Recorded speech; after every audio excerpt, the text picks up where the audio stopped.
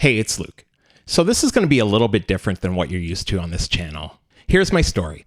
A year ago, I decided to go all in on YouTube. My business had been slow, and my passion just wasn't in it anymore. I had to do something new.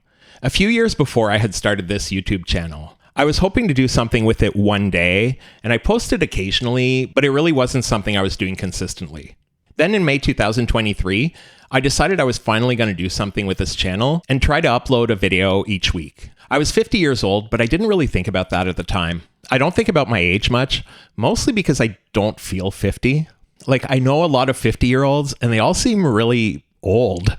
But anyways, that was my age and how many years of life experience I had. So why did I start this thing? I did it for the money.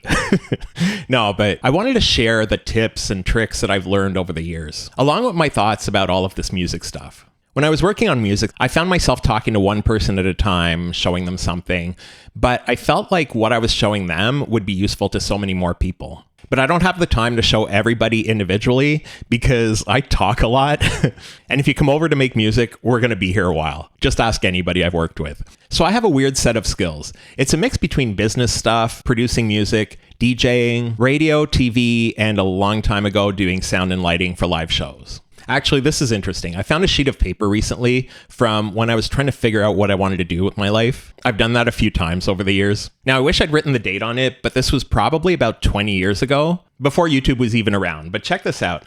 At the top, I've got multimedia as the big header, and that's what we were calling it back then. Now, the skills I have on here were video, writing, music, internet, narration, technology, graphic design. My handwriting is so bad. Photography, radio, I think this says internet, which I guess would be technology, and animation interest. And that's because I tried to learn animation, but it was a lot tougher than I thought. I realize now that every single thing on this points back to YouTube. So over time since then, I started to develop an interest in doing something on YouTube. A few years ago, in July 2019, I started working on a note called, what is it called? Why YouTube is perfect for me. I think it was originally called Why YouTube Could Be Perfect for Me. And once I started working on my channel more actively, I changed it to Why It Is Perfect for Me. It was done as motivation and also as a way to organize the thoughts in my head. I wanted to use it as a planning tool and see if doing a YouTube channel would make sense. Okay, so in this note, the first thing is that I love to talk and I could get paid to talk. I really do love to share my knowledge. I like helping people and I can help thousands at once. I know a lot of stuff. That sounds a little bit like I have a big ego. I don't think I do, but I have a lot of interests. I get excited about stuff and I love being on camera sometimes, and I crave attention. I really do. I want to get the information from my head out into the world so it's not just sitting there doing nothing, basically a legacy. And that is so true. I like having that information out there for other people to enjoy, not just for me. I like telling people stories of random things that happened to me. I like talking about the stuff I know. I learned a lot about how YouTube works over the last 2 years with what I went through. I watched tons of stuff and learned a lot without noticing. I went through a difficult time a few years ago with my mental health and I didn't have the energy to do anything, but I was sitting there watching a whole bunch of YouTube. I'm the type of person that whatever I do has to have some sort of a point. And I realized that even though I didn't have the energy to do a whole lot, I was sitting there learning little bits and pieces as I was watching these videos. I know how to make thumbnails. They're not the best, but they work. I have access to my music, so if I use my tracks in my videos, I won't get a copyright strike and all the problems that come with that. I have a lot of TV experience. That's for another video. I always enjoyed editing. I always did extra stuff when it was video TV. I did TV in high school. I actually went to a school that had an arts program, and I had restarted the closed circuit TV channel that had closed down a few years before. I did a lot of volunteer work on public access TV. That's for another video as well. I have good software, DaVinci Resolve. If you're not using that, look into it. It's amazing. I have the time to do it.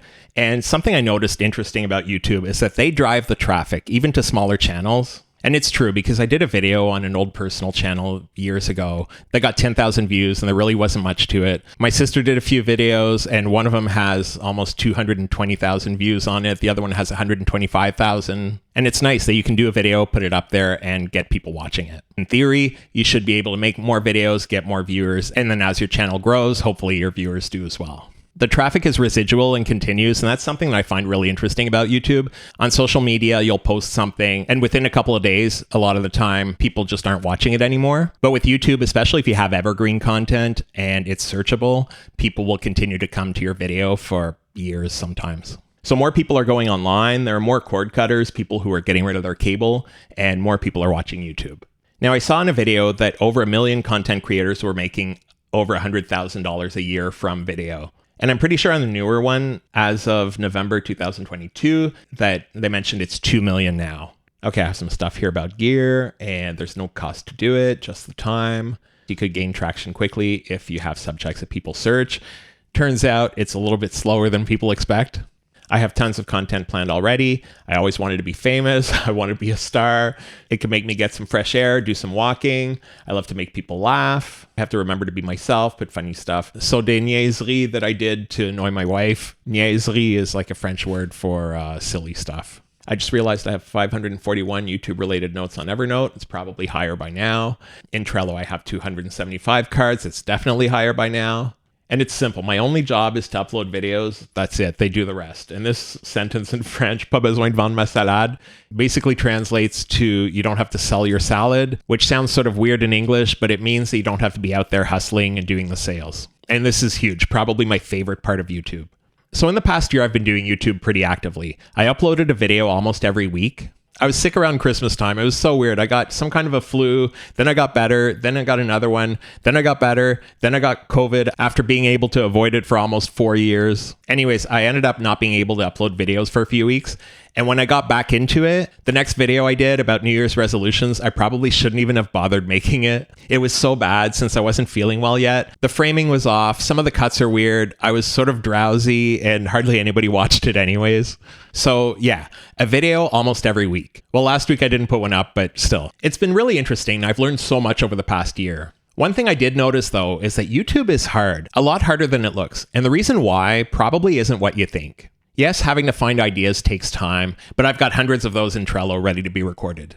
It's often intense work for long hours. Sometimes you need to take a break from it all. But that's not the toughest part. Like I mentioned earlier, it takes longer than we expect, but again, that's not the toughest part either.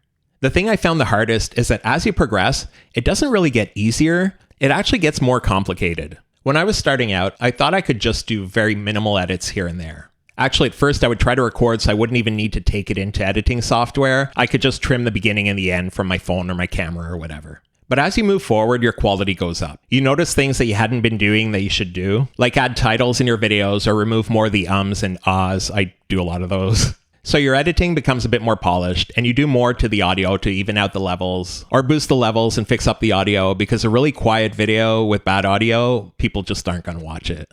But that takes a while, so the amount of time you spend on each video increases.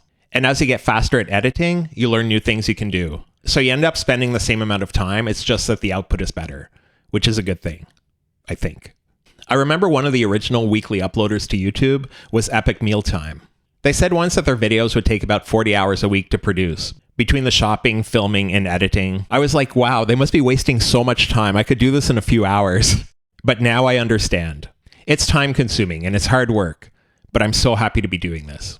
I want to thank all of you who are with me on this journey. Those who subscribed when I had like 15 subscribers and believed in me enough to want to see more. Those who comment on the videos. I see some amazing comments about the software I mentioned and how you're using it, or what you like or don't like about a certain plugin, and whatever else you choose to share with me and the viewers on this channel. I don't always have a chance to reply, but I read and appreciate them all. I think a lot about what you write.